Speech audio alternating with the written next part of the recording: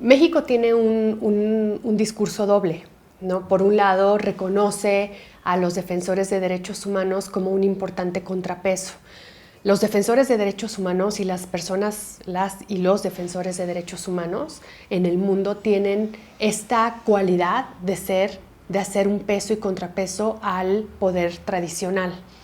Y en México se reconoce ese contrapeso, esa posibilidad de que las organizaciones de derechos humanos tengamos un espacio para hablar con autoridades, para dar nuestras perspectivas, para salir a los medios, ¿no? Como con ustedes, y decir qué es lo que está pasando.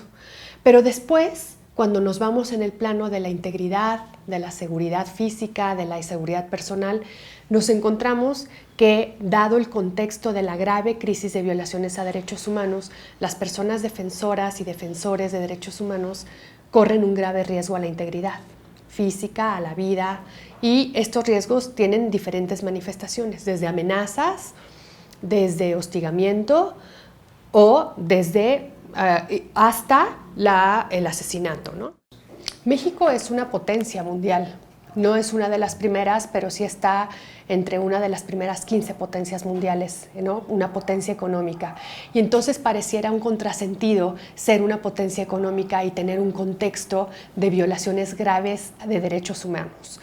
Las personas que trabajamos en la defensa de los derechos humanos, en la visibilización de los problemas, lo que hacemos palpable es justamente cómo hay un contrapeso, hay una narrativa diferente. Frente a ser una gran economía, hay una narrativa donde más del 50% de los mexicanos y de las mexicanas viven en la pobreza, en la línea de la pobreza, y cómo esa violación de derechos económicos, sociales y culturales también deviene en otras violaciones a derechos humanos.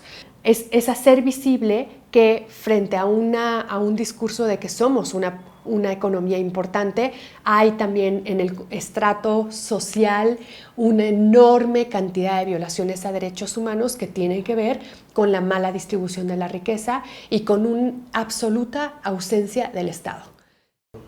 Yo creo que en el nivel federal funciona si uno está detrás de los casos, funciona porque justamente en ese mecanismo hay algunas personas que vienen de trabajar derechos humanos en otros contextos y entonces tienen no solamente la sensibilidad, pero tienen la pericia técnica para comprender las diferentes manifestaciones de derechos humanos.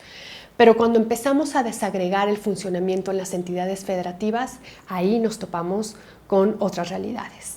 Hay una clara desarticulación de mecanismos de protección en las entidades federativas. Entonces, cuando la federación se retira de un caso o deja el cumplimiento de la protección de una persona defensora a las entidades federativas, muchas veces esa persona está en riesgo cuando llega a esa entidad federativa. Y hay una especie de, vamos a llamarle coloquialmente, un peloteo de responsabilidades de quién tendría que ser la persona que es o el ente estatal que tiene que hacer la protección de una persona defensora. En México no estamos exentos. Por ejemplo, cuando usted mira nuestra página Facebook, el día que publicamos el video pidiendo justicia por el asesinato de la chica que apareció su cadáver en Ciudad Universitaria, los comentarios no solamente eran machistas, sino que eran sumamente agresivos. Es decir, pareciera ser que las defensoras y los defensores de derechos humanos todo el tiempo tenemos que estar poniendo elementos probatorios de un estándar tan alto que prácticamente no se le piden a nadie más. Si nosotros decimos queremos una investigación con perspectiva de género, nos denuncian de ser parciales, nos denuncian de que estamos locas, nos denuncian de que el feminismo nos ha robado totalmente la narrativa y que estamos en un rumbo totalmente equivocado. Eso es una forma también de agresión.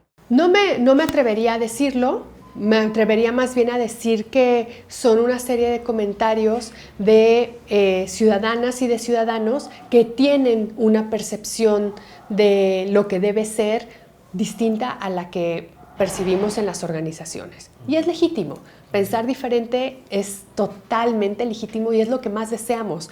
Lo que no deseamos es que la diferencia se convierta en una forma para el linchamiento, para el amedrentamiento o para el desprestigio.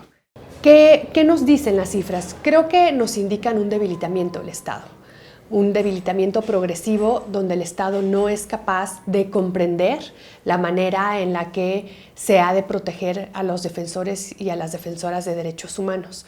Porque al menos en México ahora hay una explicación global para cada asesinato y para cada desaparición. Y la explicación global fue el crimen organizado. Pero independientemente de quién haya sido, lo que siempre tenemos que tener claro es que detrás del no cuidado de las personas que habitan en un territorio está la debilidad del Estado. Es el Estado el ente más responsable de garantizar la seguridad humana de las personas que habitan en su territorio.